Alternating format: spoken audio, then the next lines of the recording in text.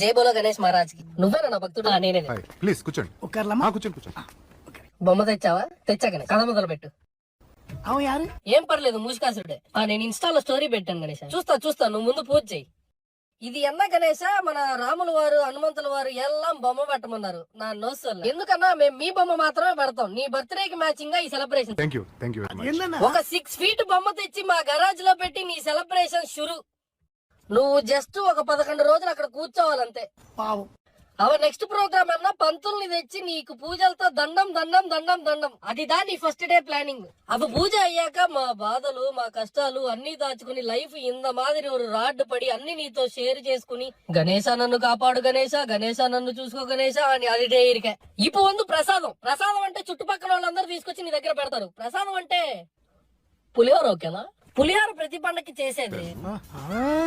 మరి బజ్జీలు కూడా బోరు కొట్టేశాయి. అదేంట్రా మూసిక, ఉండ్రాళ్ళు విత్ పులిహార ఎన్నా సెలక్షన్ గణేష. ప్రసాదం మొత్తం మేము తినేసిన తర్వాత ఇప్పుడు లడ్డు వేలంపాట గణేష. అందరినీ పిలిచి లడ్డు వేలంపాట పెట్టి ఒకటోసారి రెండోసారి 1 2 3 కట్టు పన్నా నీ లడ్డు సేల్ గణేష. ఇప్పుడు అసలు డీజే స్టార్ట్.